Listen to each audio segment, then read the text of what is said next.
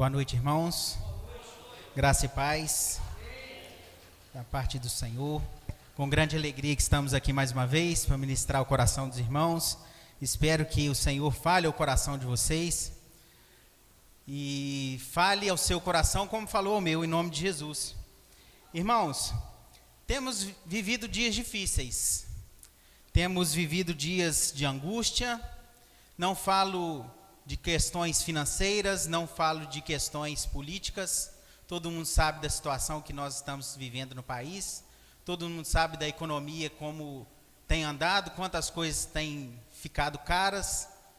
Eu falo de problemas e dificuldades que temos enfrentado na área espiritual. Um peso fora do normal tem massacrado o povo de Deus. Muitos têm negligenciado a oração, muitos têm negligenciado a leitura da palavra, muitos têm negligenciado os cultos e vivendo uma vida bem fora da presença de Deus. O povo que se chama pelo nome do Senhor tem tido dificuldades de honrar o nome do Senhor, como o Caio nos falou agora há pouco. Às vezes tem honrado com os dízimos, mas tem faltado a honra com as atitudes. E nós precisamos, irmãos, como igreja, clamar por um avivamento. Clamar por um avivamento urgente para os nossos dias. Um avivamento pessoal no meu coração aqui dentro, movendo o meu coração e também o coração da igreja do Senhor. Nós precisamos nos despertar. Muitos de nós temos dormido. E eu vou convidar vocês nessa noite a abrir o livro de Romanos no capítulo 1. Porque todos os grandes avivamentos da história começaram com um entendimento sobre o livro de Romanos. Agostinho de Hipona era um homem que conhecia as Escrituras, mas tinha uma vida totalmente dissoluta, totalmente fora dos caminhos do Senhor. E ele teve uma experiência com Deus quando ele lia o livro de Romanos. E a vida dele foi transformada. E Agostinho é um dos maiores teólogos que já passaram por esta terra. Martinho Lutero era um monge agostiniano. Ele começou a ler o livro de Romanos e ele deu um start na mente dele. E ele leu: o justo viverá pela fé. E aquilo avivou o coração dele, aquilo entrou dentro do coração dele, e ele olhou para dentro de si e falou assim: eu estou vivendo tudo errado. O que eu tenho vivido não condiz com o que as Escrituras me ensinam. Porque aquele que foi justificado por Deus, ele não precisa fazer obra nenhuma para ser justificado, para agradar ao Senhor. A fé dele é suficiente. Outros grandes homens de Deus, como John Wesley, também teve uma experiência com Deus quando lia o livro de Romanos. E a Inglaterra foi inundada da presença de Deus, com a graça de Deus, da misericórdia de Deus. E é o que nós precisamos nestes últimos dias. Dias difíceis, dias de dificuldade. A palavra se cumprindo. Onde que a palavra se cumpre? Da apostasia que tem encontrado o coração da igreja. Mas nós cremos na misericórdia de Deus. Nós cremos na graça de Deus. E essa graça há de alcançar o coração da minha vida, do meu coração e da vida da igreja. Em nome de Jesus. E que nós venhamos ser despertos para a honra e glória do Senhor. Convido os irmãos que abram no capítulo 1 de Romanos.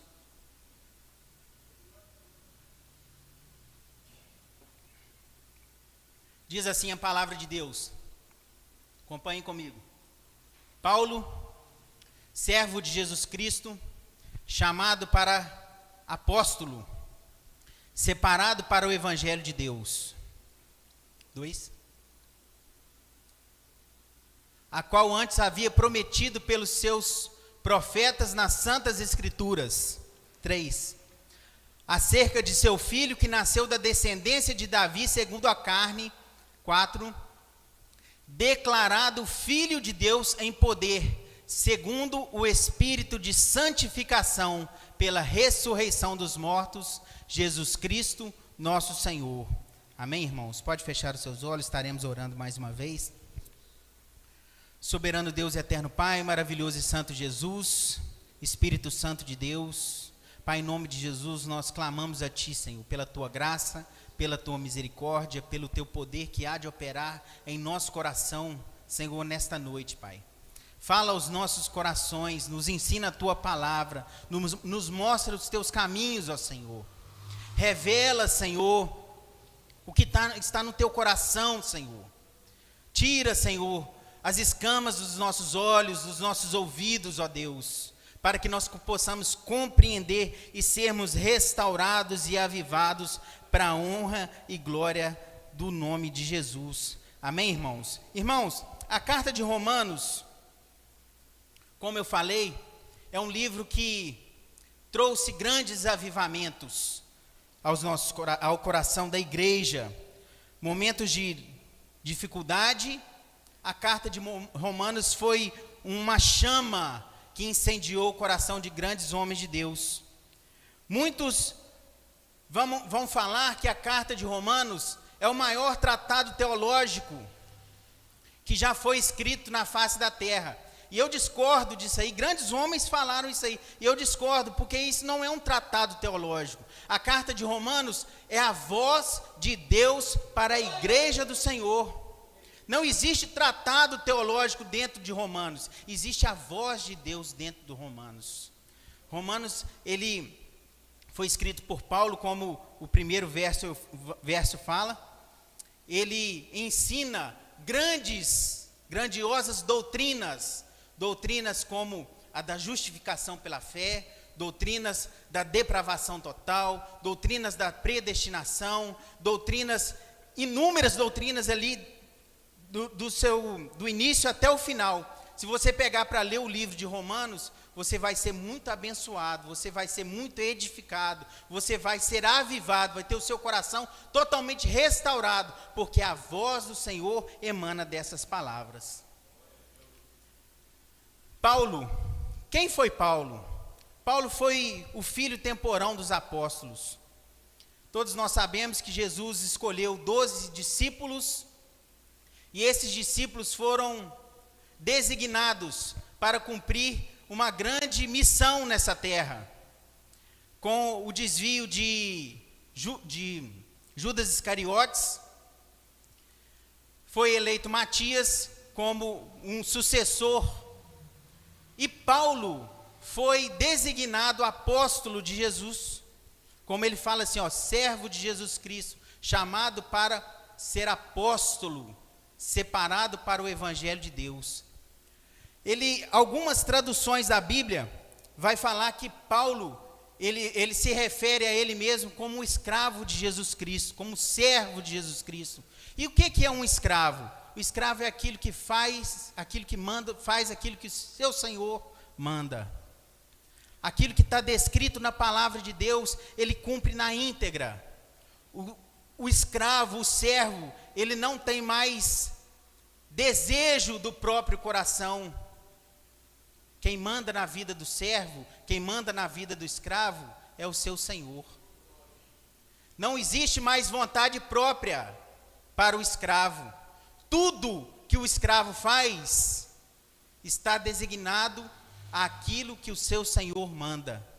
E o primeiro conselho que eu te dou essa noite, meu amado, é que você seja um servo de Jesus Cristo. Seja servo de Jesus Cristo e faça tudo que o Espírito Santo te mandar. Seja obediente à voz de Deus, ao seu coração. Irmãos, o Espírito Santo fala, o Espírito Santo, ele sussurra ao nosso coração. Se nós começarmos a dar vazão àquilo que o Espírito Santo faz, nós viveremos uma vida muito plena nessa terra, porque nós seremos obedientes à voz de Deus. Não pense você que quando você está prestes a cometer algum delito, alguma dificuldade, um escorregãozinho, alguma coisa, e você lembra da palavra de Deus, não pense que aquilo é algo do seu coração, é o próprio Deus falando a você, para que você se santifique, para que você faça o que é certo, para que você faça aquilo que precisa ser feito. Nós conhecemos a palavra de Deus, nós lemos já de Gênesis, Apocalipse, muitas e muitas advertências que o Senhor nos dá, basta nós obedecermos ao Senhor. E Paulo era um servo de Jesus Cristo, Paulo era um escravo de Jesus Cristo, e é o que nós precisamos para que um avivamento encontre o nosso coração, é ter essa consciência que nós somos servos de Jesus Cristo e escravos de Jesus Cristo.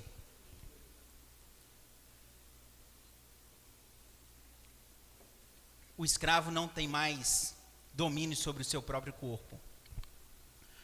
O escravo, ele não tem mais domínio sobre as suas vontades.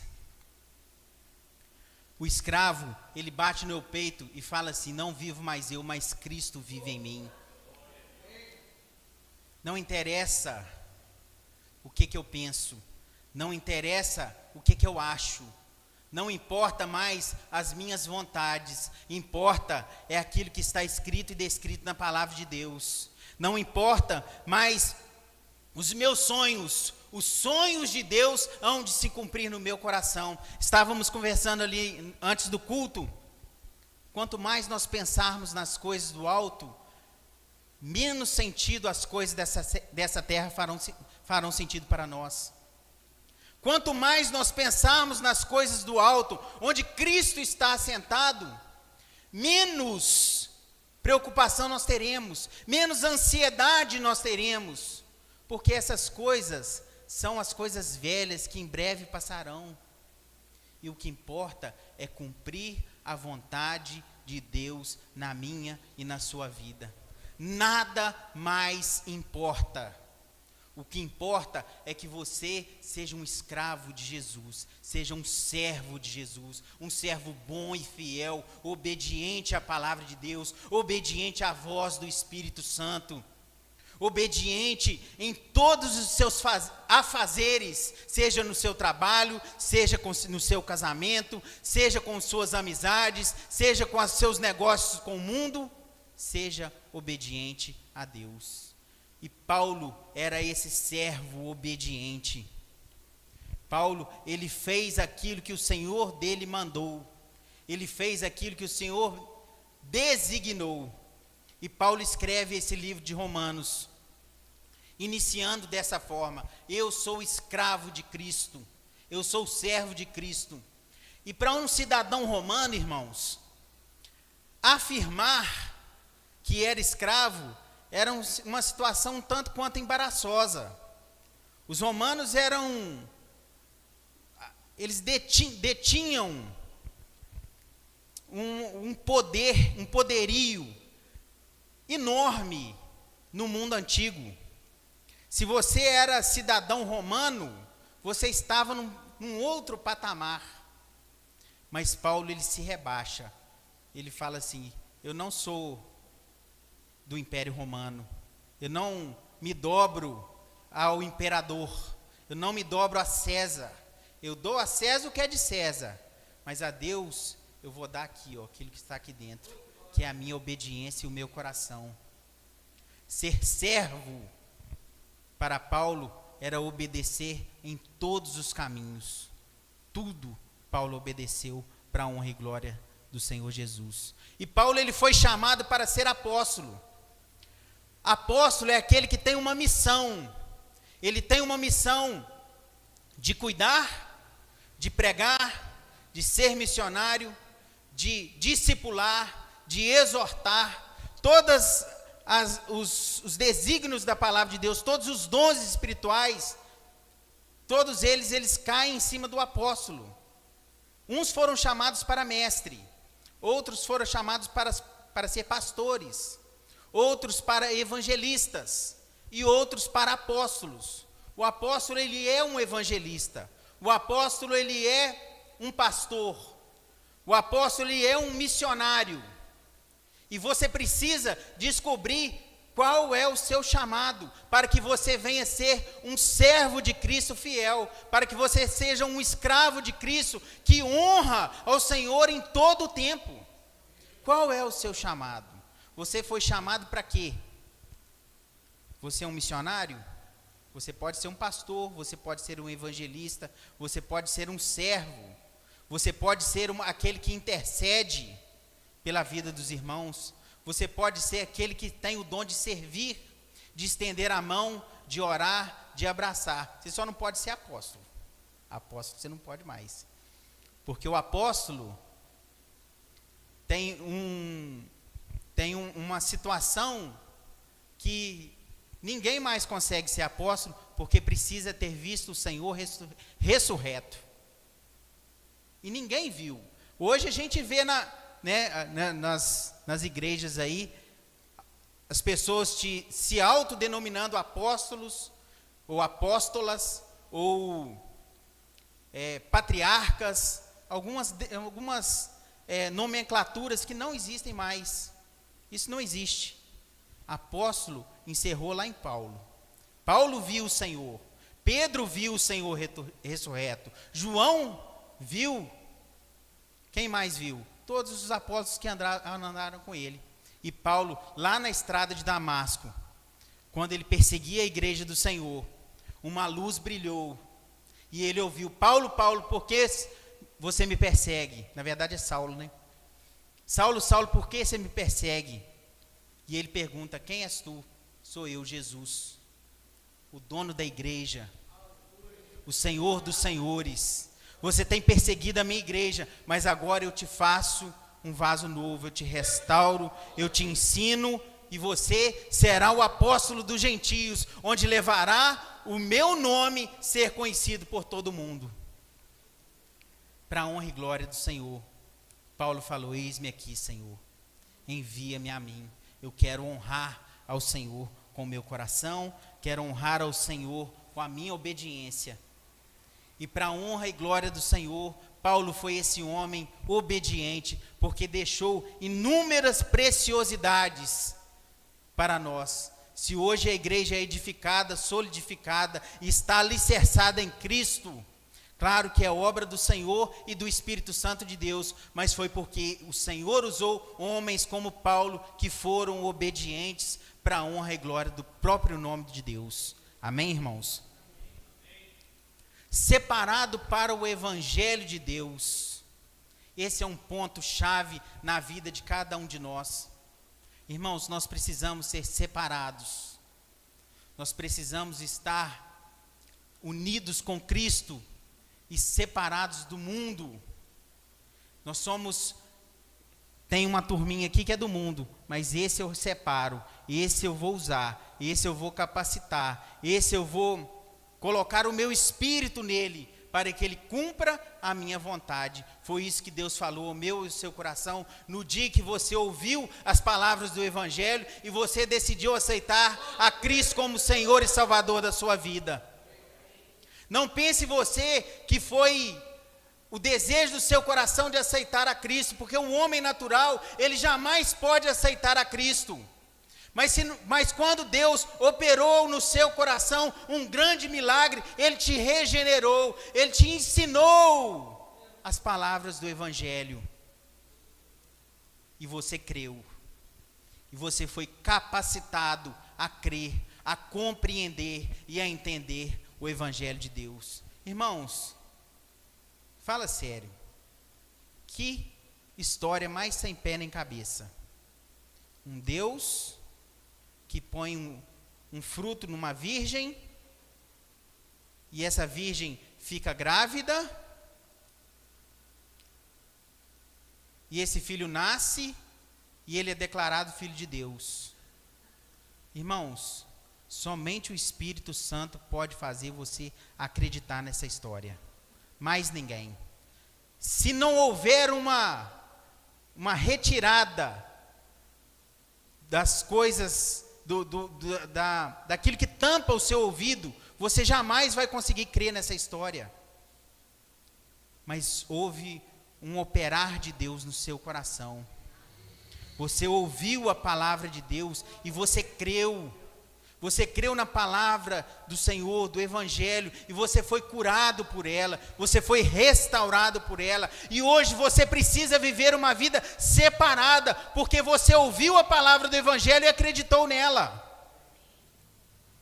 Não tem como você crer e não ser separado.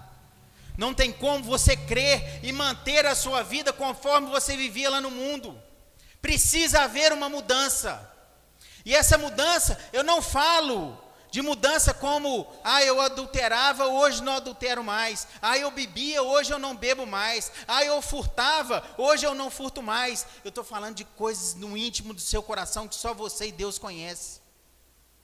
São nas pequenas pedras que nós tropeçamos. Talvez você vive uma vida de santidade, ok, aos meus olhos e aos olhos dos pastores. Mas existem coisas dentro do seu coração que só você e Deus sabe. Às vezes é uma pitada de arrogância, às vezes é uma falta de perdão que você não consegue liberar, às vezes é uma inveja daquele irmão que tem prosperado, é uma inveja daquele irmão que conseguiu um emprego bacana, e aquilo entra no seu coração e ninguém vê, e todo mundo olha para você e fala assim, nossa, você é uma bênção. E você acaba acreditando que é uma bênção, mas na verdade existem coisas dentro do seu coração que mostram que você não foi separado. E você precisa abrir mão disso, você precisa liberar um perdão, você precisa liberar aquilo que te afasta da presença de Deus. Somente dessa forma você será considerado um separado do Senhor. Aquele que é santo, aquele que busca a vontade do Senhor. Irmãos, são pequenas coisas que nos afastam do Senhor. São situações que no nosso dia a dia talvez acontecem e que nós nem levamos tanto em consideração. Mas nós precisamos consertar em nome de Jesus. Deu uma palavra, cumpra essa palavra. Doa a quem doer. Mas eu vou tomar prejuízo. Que tome o prejuízo. Assumiu, cumpra. Hoje, existe muito disso. Você marca com um pedreiro. Hoje eu vou. E ele não aparece. Quem já sofreu com esse problema aí na sua casa? Muitas pessoas. Você marca uma determinada situação com alguém e aquela pessoa dá de ombros. Não vai. Você cumpre a sua palavra. Você falou que vai pagar, vai lá e paga. Mas paga. Precisa resolver esses problemas, esses pequenos problemas que nos afastam de Deus e que ninguém fica sabendo, que ninguém vê, que ninguém percebe. A igreja tem a mania de achar que pecado é não fumar e não beber. Mas existem muitas outras coisas que nós precisamos consertar na nossa vida, para que nós venhamos ser separados para o Evangelho de Deus. Passa para o versículo 2 em nome de Jesus. A qual antes havia prometido pelos seus profetas nas santas escrituras. Irmãos, primeira coisa a considerar nesse versículo, o Evangelho não é o Novo Testamento. O Evangelho foi prometido por Deus nas Santas Escrituras. O Antigo Testamento e o Novo Testamento são o Evangelho de Deus. Lá no Jardim do Éden, Deus já manifestou o Evangelho dele. Quando Abraão foi sacrificar o filho Isaac falou assim, pai, está aqui o altar, está aqui a lenha para o holocausto, mas cadê o cordeiro, pai? E Abraão fala, o Senhor proverá para si o cordeiro. Isso é o Evangelho de Cristo, manifesto no Antigo Testamento. O povo que andava em trevas, viu uma grande luz. Esse texto está no Antigo Testamento. Verdadeiramente ele tomou sobre si as nossas dores e as nossas enfermidades. O castigo que nos traz a paz estava sobre ele, e sob as suas pisaduras nós fomos sarados, nós fomos perdoados. O mal que o pecado nos faz, Jesus tomou sobre si. Antigo Testamento. O evangelho foi prometido pelos santos profetas nas santas escrituras. Porque um menino nos nasceu, um filho se nos deu, e o seu nome é Maravilhoso Conselheiro, Deus Forte, Pai da Eternidade, Príncipe da Paz. Esse é o evangelho de Cristo, meu amado. Foi prometido lá no Antigo Testamento, e as promessas que foram declaradas no Antigo Testamento são perfeitamente encaixadas em Cristo. Deus preparou o evangelho antes da fundação do mundo. Apocalipse capítulo 13, se não me engano, vai falar assim, que o Cordeiro de Deus foi morto antes da fundação do mundo. Então Deus não existia um plano B. Jesus e sua cruz e o seu sacrifício sempre foi o plano A de Deus, porque Deus sempre soube que o homem pecaria, e Deus sempre soube que teria que resolver o problema do pecado, e esse problema do pecado, Deus sempre soube que seria resolvido na cruz do Calvário. O homem não foi pego de surpresa por Deus não foi pego de surpresa pelo homem quando ele pecou no jardim. O homem pecou, e Deus resolveu o problema do pecado. E ele resolveu como? Entregando o seu próprio filho, para que todo aquele que nele crê não pereça, mas tenha a vida eterna. A ira de Deus cairia sobre nós, mas através da graça soberana de Deus, aprove ao Senhor revelar o evangelho de Cristo ao meu e o seu coração, para que a ira de Deus não caísse sobre mim, mas caísse sobre o seu Filho amado. E a ira de Deus caiu sobre Cristo na cruz. E isso não fala simplesmente de amor, fala de glorificação do Filho. Nós vamos falar daqui a pouco para frente. Versículo 3. Acerca do seu Filho, que nasceu da descendência de Davi segundo a carne. Amados, existia uma promessa de que o Messias viria da casa de Davi. E se nós pegarmos a genealogia de Cristo, ela vai nos mostrar que tanto José quanto Maria eram descendentes de Davi.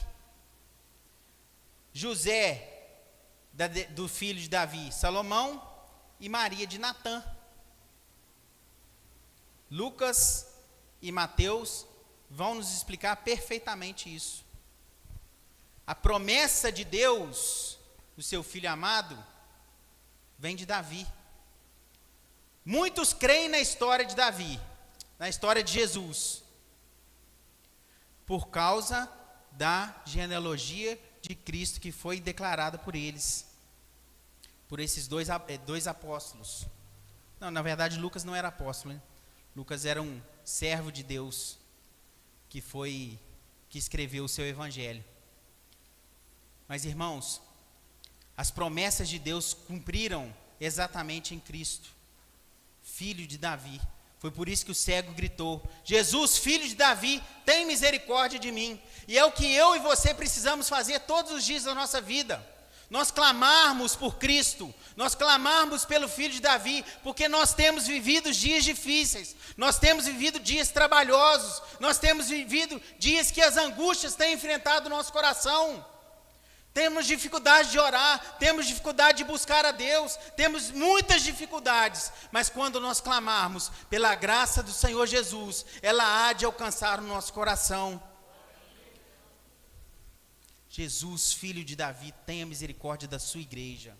Jesus, filho de Davi, tenha misericórdia dos meus filhos. Jesus, filho de Davi, tenha misericórdia da tua casa, Senhor. Restaura, Senhor, o nosso relacionamento, ó Deus. O Senhor nasceu da descendência de Davi segundo a carne. O Senhor foi declarado filho de Deus. Romanos capítulo 4, versículo 4. Declarado Filho de Deus em poder, segundo o Espírito de santificação, pela ressurreição dos mortos, Jesus Cristo, nosso Senhor. Amados, Jesus Cristo, ele foi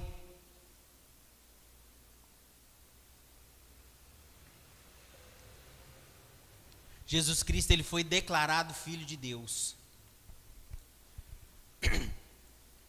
Muitas das profecias que caíam sobre Jesus eram estudadas pelas pessoas e realmente elas entendiam que Jesus casava com ele, casava a história de Cristo junto com aquilo que foi profetizado pelos profetas, como nós lemos. E ele foi declarado por Filho de Deus porque ele ressuscitou.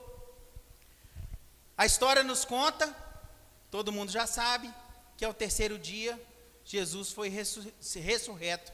E eu e você, nós também seremos ressuscitados naquele grande dia. Mas o grande X da questão de Romanos capítulo 1, versículo 4, é o segundo Espírito de santificação. Jesus, ele não viu corrupção.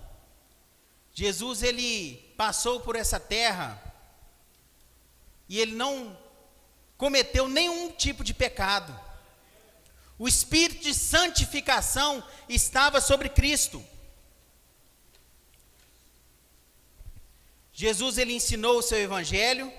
Jesus, ele curou os enfermos.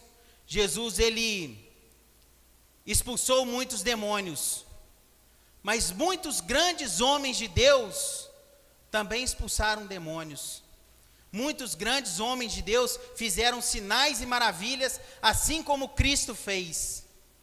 Mas nenhum homem de Deus teve o espírito de santificação na sua vida, porque todos pecaram e destituídos estão da glória de Deus. Muitos homens de Deus fizeram muitas grandes obras, como as de Jesus fez. E Jesus declarou que se nós crêssemos nele e estivéssemos nele, nós faríamos obras ainda maiores do que ele fez. Mas o espírito de santificação só estava somente Cristo. Mais ninguém teve esse espírito de santificação. Mas nós precisamos, irmãos, para a honra e glória do Senhor Jesus, buscar essa santificação. Buscar aquilo que nos aproxima de Deus. Buscar aquilo que nos achega ao trono da graça de Deus. O espírito de santificação precisa estar na nossa vida. O espírito de santificação que estava sobre Cristo e fez ele permanecer santo, porque em tudo ele foi tentado, mas não cedeu em nenhuma das tentações. E eu falo para vocês, como que você vai fazer para ser salvo? Creia no Senhor Jesus e será salvo tu e a tua casa. Mas todos quanto receberam, Deus deu-lhes o poder de se tornarem filhos de Deus. Nós entendemos isso aí. Se com a minha boca eu confessar a Jesus Cristo e em meu coração eu crer que Deus o ressuscitou dos mortos, eu serei salvo. Isso é o beabá do Evangelho. Mas o Evangelho de verdade, que gera frutos, ele gera o fruto pelo Espírito de santificação. Eu posso pregar e as pessoas podem se converter. Eu posso orar e as pessoas podem ser curadas. Eu posso ter autoridade do nome de Jesus sobre a minha vida e um demônio ser expulso. Mas só vai atestar realmente se eu sou filho de Deus o dia que eu cumprir aquilo ali, o espírito de santificação na minha vida. Não tem como ser filho de Deus e não viver uma vida de santidade. Não há como você ser declarado filho de Deus, como João diz lá no seu evangelho. Não tem como eu ser filho de Deus sem ser santo. Eu sei que o Senhor me santifica. Eu sei que pelo sangue de Cristo eu sou perdoado dos pecados. Mas aquele que é filho de Deus, ele não vive na prática do pecado. Aquele que é filho de Deus, ele não permanece no erro toda a vida. Ele peca, pode pecar, mas aquilo incomoda o coração dele. Aquilo enche o coração dele de dor. O filho de Deus, por causa do espírito de santificação, machuca. E eu pergunto a você, amada igreja, como anda a sua vida? É o espírito de santificação tem dominado o seu coração? O espírito de santificação tem guiado os seus pensamentos? O espírito de santificação tem agido no seu caráter? Tem agido na sua forma de pensar? Tem agido na sua forma de falar? Tem agido da forma como você trata os seus funcionários? Tem agido na forma como você lida com as pessoas que não conhecem a Deus? O espírito de santificação verdadeiramente tem agido na sua vida? Existe uma notícia boa e uma ruim. A notícia ruim é que se você não tem buscado paz no espírito de santificação, provavelmente você foi convencido que Jesus Cristo é o Filho de Deus, mas não foi convertido ao Evangelho de Deus. E você precisa estar convertido, porque a vida é um sopro. E eu não sei o que vai acontecer com a minha vida logo pela manhã. E eu não sei o que vai acontecer com a sua vida logo de manhã. Pode ser que amanhã nós possamos estar velando um de vocês, ou até mesmo a minha vida. E eu preciso estar preparado. Eu preciso estar com o meu coração voltado ao Senhor. Eu preciso deixar que o espírito de santificação inunde o meu ser. Eu preciso buscar a Cristo para que Ele transforme verdadeiramente a minha forma de agir e de pensar. Que o espírito de santificação que operou poderosamente em Cristo, onde foi totalmente tentado, em tudo tentado, mas não cedeu a nenhuma tentação, tem que operar na minha vida. Eu preciso que o espírito de santificação encontre a minha vida, para que eu seja declarado verdadeiramente um filho de Deus, porque sem santificação ninguém verá o Pai. Amados, esse é um dos versículos mais importantes da carta de Paulo aos Romanos, o espírito de santificação, a respeito da ressurreição dos mortos, Jesus Cristo, o nosso Senhor. Eu preciso santificar a minha vida, igreja. Eu preciso que essa dor que o pecado tem que causar no meu coração, eu preciso que o pecado me doa. Eu preciso que o pecado me incomode. Eu preciso que me cause repulsa, me cause ânsia de vômito. Enquanto eu não tiver isso na minha vida, eu não serei declarado filho de Deus, porque o filho de Deus é servo, é escravo, o filho de Deus obedece, o filho de Deus tem o seu prazer na lei do Senhor e medita nela dia e noite e faz de tudo para não pecar contra o seu Deus.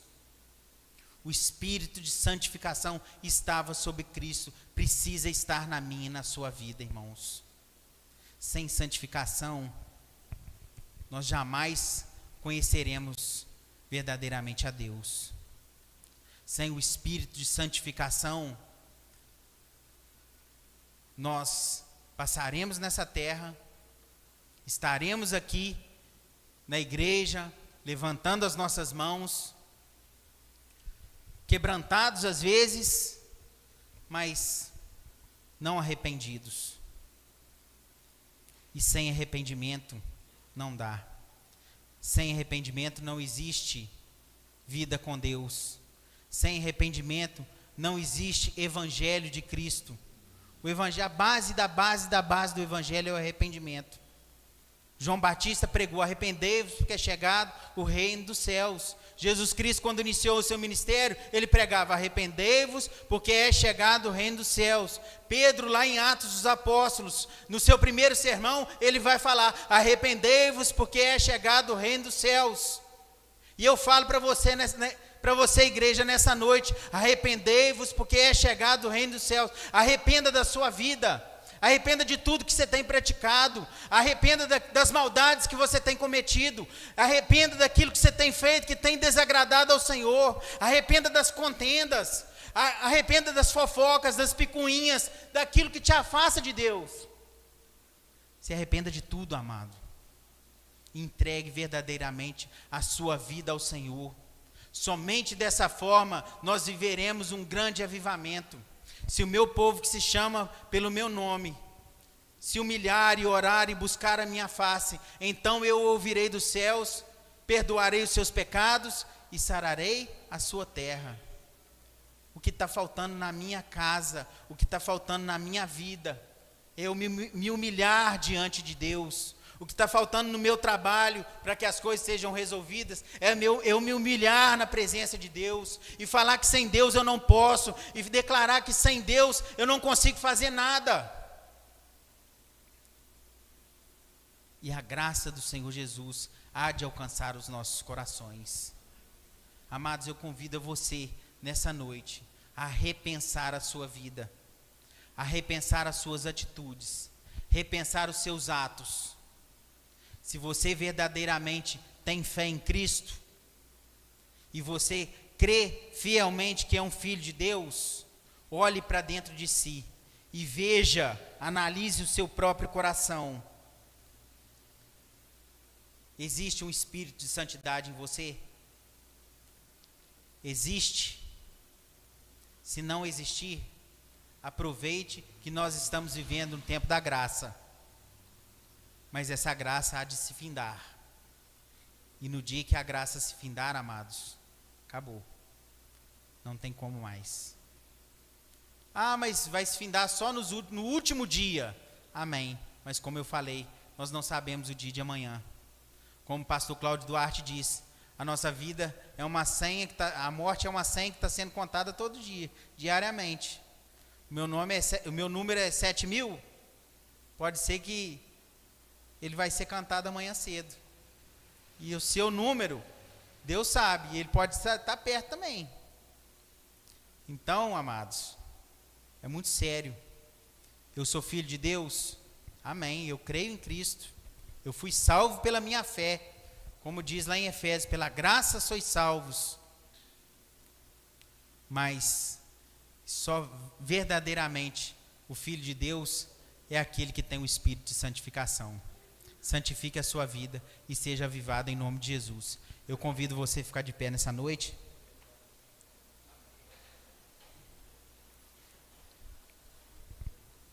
Nós iremos orar mais uma vez, pedindo a graça e a misericórdia do Senhor, e que o espírito de santificação inunde nosso coração. Soberano Deus e eterno Pai, maravilhoso e santo Jesus, Espírito Santo de Deus, eis aqui a tua palavra, Deus. Palavra que foi ministrada, Senhor, e salvou e restaurou e avivou milhares e milhares e milhares de pessoas no mundo, Senhor. E nós cremos que a tua palavra ela é viva e eficaz, e ela se renova a cada manhã, Deus. Manifesta em nós a tua palavra, Deus. A palavra do Espírito de santificação, Deus. O Espírito de santificação que estava sobre Cristo, Deus. Que em tudo foi tentado, mas não cedeu a nenhuma das tentações. Que nós venhamos ter esse Espírito, Deus, em nós, para que nós venhamos ser declarados verdadeiramente filhos de Deus. Para que no dia da nossa morte não venhamos ser envergonhados. Para que no dia da nossa morte o nome de Jesus seja glorificado. Para que no dia da nossa morte nós possamos ouvir: servo bom e fiel, entre para o gozo do seu Senhor. Pai, nós te pedimos o Espírito de santidade sobre as nossas vidas. Pai, não permita que nós venhamos a cair, Senhor. Que as tentações que porventura alcançaram o nosso coração sejam aniquiladas pelo Espírito de santificação. E que nós venhamos a glorificar o Teu santo nome em tudo que fazemos, em tudo que pensamos, em tudo que somos. Que a minha vida e a vida da Tua igreja glorifique o Teu nome. Nós te glorificamos, te pedimos tudo isso em nome de Jesus. Amém. Graças a Deus.